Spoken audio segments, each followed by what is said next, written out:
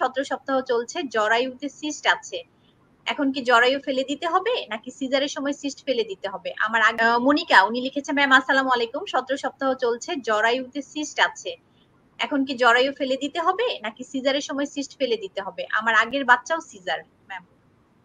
আচ্ছা মনিকা, আসলে সব ওভারিয়ান সিস্ট কিন্তু মানে অপারেশনের প্রয়োজন হয় না। অনেক সিস্ট আছে যেটা কিনা কনসিভ করলেই চলে যায়। দেখা যায় প্রথম ৩ মাসের মধ্যেই, যেমন কর্পাস লুটিয়াল যে সিস্ট, হ্যাঁ, ফলিকুলার সিস্ট, এগুলো কিন্তু আফটার 3 মান্থস, তোমার যখন প্রেগন্যান্সি ৩ মাস হয়েছে তখনই কিন্তু এগুলো চলে যাওয়ার কথা। কিন্তু অনেকগুলো সিস্ট আছে যেমন সেরাস সিস্ট, অ্যাডেনোমা, তারপরে মিউসিনাস সিস্ট, এগুলো কিন্তু থেকে যায়।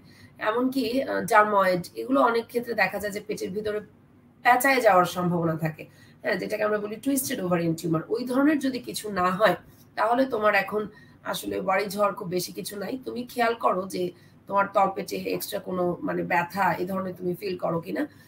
যদি দেখা যায় যে হ্যাঁ তলপেটে প্রচন্ড ব্যথা হচ্ছে, তখন হয়তো তোমাকে অপারেশনে নিতে হবে, আদারওয়াইজ এখন অপারেশনের প্রয়োজন নেই। সরি, তুমি তোমার প্রেগন্যান্সিটা কন্টিনিউ করো, রেগুলার ফলো আপ করো।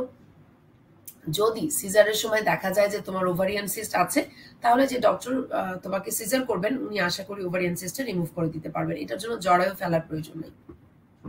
আপু আপনাকে আমি বলবো আপনি লাইভটা শেয়ার করে দেন, আপনার রিলেটেড যে প্রবলেম আছে যার, সে কিন্তু এটা দেখে উপকৃত হবে। আমি আশা করি আপনি লাইভটা শেয়ার করে দিবেন।